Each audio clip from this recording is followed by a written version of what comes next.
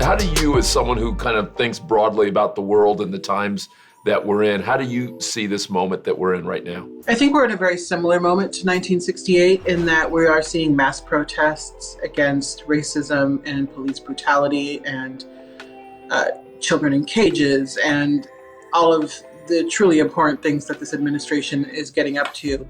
And you know, it's very similar, but I think that there's even more at stake now because we like to think that we've made progress since the 1960s, and in many ways we have, but for the most marginalized among us, we have not made enough progress. We don't have a Martin Luther King and we don't have a Malcolm X right now to give us that sort of leadership and that guidance. And so the onus is upon a lot of us as individuals to contribute to social change and to make sure that we keep up the activist energy alive and that we don't get too defeated, even though it's incredibly easy to feel defeated right now, given everything that we're up against. Talk to me about where you are emotionally on this moment we're in. Are you optimistic that we've started something good and better things are gonna come from this? Or are you worried, as if I'm honest, I am, that this could end up being a temporary awakening and people could just go back to normal? Where are you, not just intellectually, but emotionally? I'm definitely worried that this is temporary, that people are going to lose enthusiasm, that they're going to give in to protest fatigue because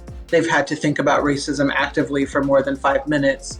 And that's why we have to be relentless. We cannot let up. We cannot give in to that fatigue. I think we can take moments to relax, to rest, to recharge, but the fight has to continue, especially as we're facing down an eviction crisis that's going to really gain a lot of momentum starting in the fall. And once the police feel like the scrutiny has moved, they're going to resume the brutality that they've been using for decades. So I'm just trying to be optimistic because it's so defeatist when you aren't, and when you just throw your hands up and decide, there's nothing I can do about this. But my goodness, when you look at what we're up against and American apathy and people who say one thing to pollsters and do another thing when they get into the voting booth, I'm deeply concerned. Hey, tune into the Carlos Watson Show. It's like no other. You're going to enjoy it every weekday on YouTube. The That Mailbox Came Out of Nowhere policy from American Family Insurance.